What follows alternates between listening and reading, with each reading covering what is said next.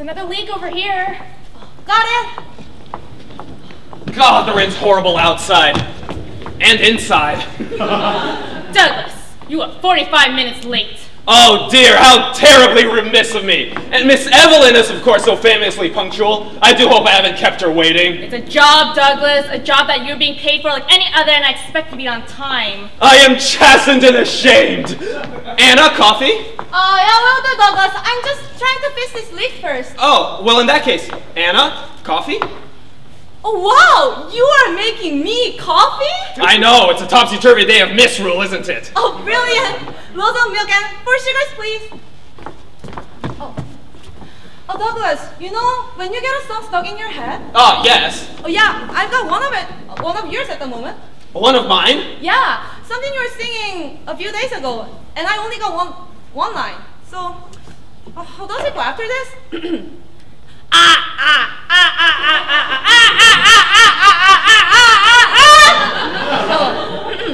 How does it go after that? Well, I hope after that, it goes to a vet and is painlessly put out of its misery. What's the next line? I have no idea. No, something you're singing. Are you sure you're not thinking of when Margaret trapped my hand in the cabin door? No, you're singing it this week. Oh, well, was it, come fly with me, let's fly, let's fly. No, it was more like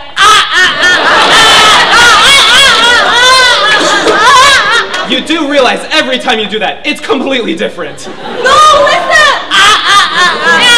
Anna, please, not again. Sorry, Mom. Oh, Douglas, I thought of another one this morning. Oh, yes? What are you doing this time? Books that sound more interesting with the final letter knocked off. Ah, what have you got so far? Of Mice and Me.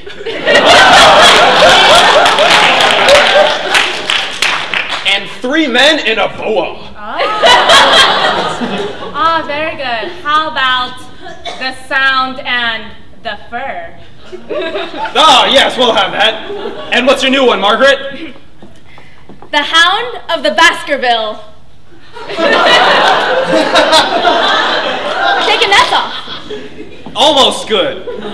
Certainly better than the time you took the E off The Catcher in the Rye. To make The Catcher in the Rye. Anna, what have you done? I'm making progress! I found the hole where the rain's coming in! Found it or made it? No, it was there before. I just made it easier to see. You mean bigger. Biggerish? Oh, for heaven's sake, it's now raining inside the porta cabin. Can we please just go into Fitton and wait in a nice coffee shop or something? No, if Ellen turns up, we have to be ready in 20 minutes.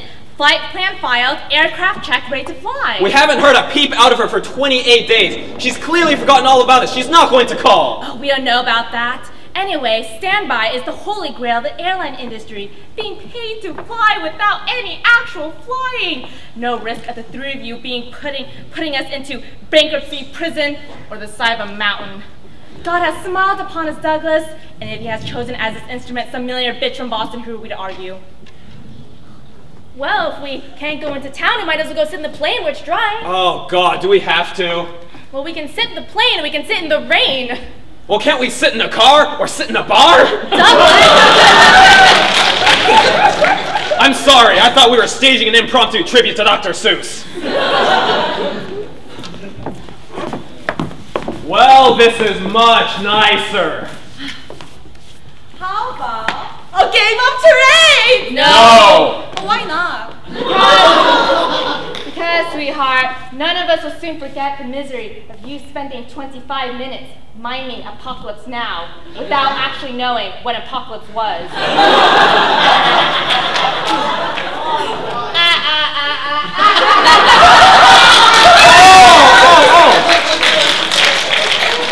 Was it fly me to the moon where I can sing amongst the No, that doesn't sound anything like what I sang. That I'm willing to concede. Well, since we're in the plane with nothing to do, we might as well review the standard operating procedures. Oh, yes, that would make the day fly by on silver wings. So that's why you're so keen to get us to go out to the plane. So we go through your silly little procedures. Well, it is a legal requirement, and I've just revised them. Fine, go ahead. We'll go through one. No, I don't want to now. Come on, Margaret. No. Margaret, we're sorry. Please take us through one. It's very good of you to do them. All right, fine. Standard operating procedure. Oh, hang on. Is it okay for me to hear this? Yes, they're not secret. Oh, okay, carry on. Standard operating procedure. Evacuation in event of smoke or fire in cabin. Set parking brake. Yep. Shut down engines. Good idea. PV announcement. Mm-hmm. First officer leaves through nearest exit. You bet he does, and enters nearest bar. Captain dons cap, enters cabin to assist passengers. What's so funny? Captain does what? Assist passengers. No, before that. Captain dons cap, enters cabin. Don's cap? Captain dons cap? Yeah, because you have to don your cap before dealing with a fire. Otherwise, how would the fire know who the captain is? It's for the passengers. The last stood on the burning deck, whence all but she had fled. Her heart was in her mouth below, her cap was on her head. Fine. I'll just go sit on the flight deck and review them by myself.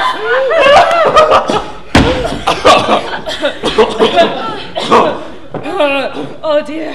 Do you think that was a bit? A little bit, yeah. Maybe one of us should. Yeah, just go. Right. Well, just you and me, Mom. You know, you can't play charades with two people.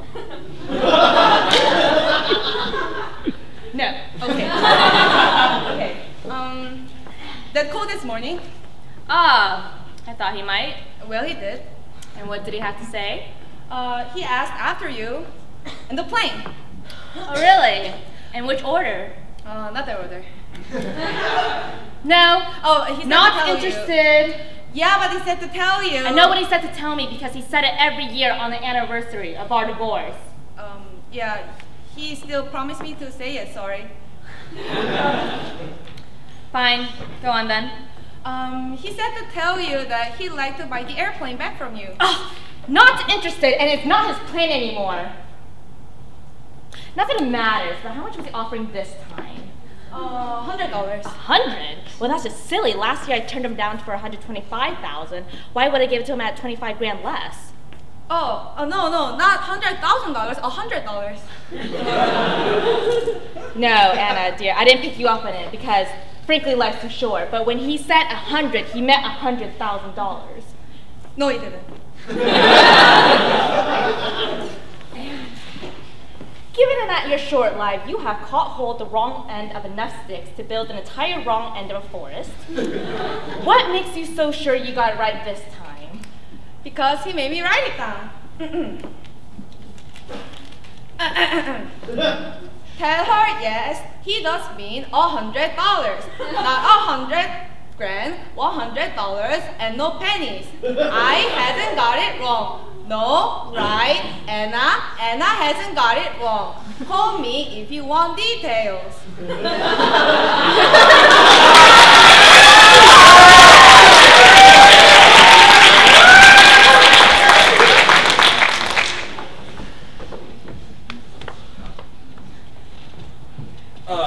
Margaret. What do you want?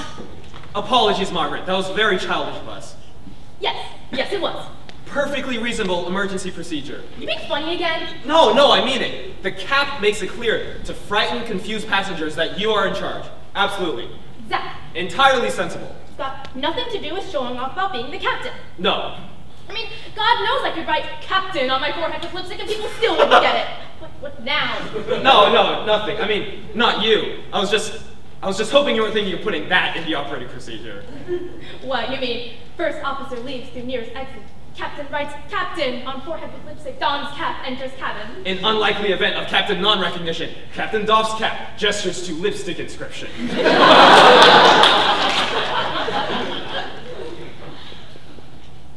Why do they always think you're the captain, Douglas? That's easy. Because I don't care. Captains don't care. I've been a first officer, then a captain, then a first officer again. All the same to me. So long as you're happy, who gives a damn? Whereas you always look like you want to be the captain, so people assume you can't be one. You gotta lose that look. But I have always wanted to be an airline captain. Really? Yes, ever since I was 6. Oh, and before that? I wanted to be an airplane. What do you want to be? Oh, various things at different times. I studied medicine in college. You wanted to be a doctor? I want to be a medical student. They seem to have the most fun. I don't think I ever want to be a doctor. Glamorous, but gloomy. Coffee, guys. What about you, Anna? What do you want to be if you grow up?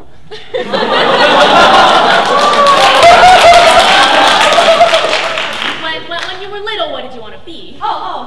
Actually, I was a bit like you, Skipper. I always wanted to be a pilot too. Good Lord, really? Oh yeah, actually, that was never gonna happen. Actually, when I was 17, my mom did get me an interview at the Aviation Academy of America for my birthday.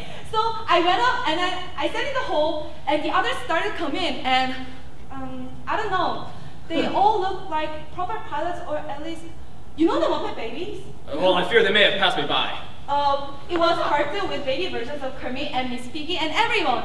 And they all look like the proper pilots, like Muppet Baby versions of you. Yes, I know. Him. Yeah, anyway, the woman came out and then she said, Anna Sheppy, you're up. And all the Muppet Baby pilots looked around to see who she was. So did I. And after a bit, they decided she hadn't turned up and went to the next guy. So, you know, a part of me always wonders what would have happened if I got through that door. Well, Anna, I can tell you. They'd have made mincemeat out of you. Really? Absolutely. They'd have laughed you out of the room. You'd be a hopeless pilot. Oh, wow. And you're not just saying that to make me feel better. I'm afraid not. You wouldn't have had a cat's chance in hell, would she, Margaret? Oh, I'm afraid not. Oh, you guys are great!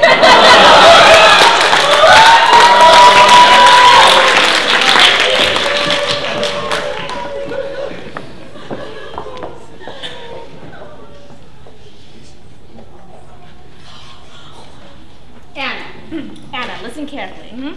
I've been talking with your father. Right. He's now offering to buy the plane for $1.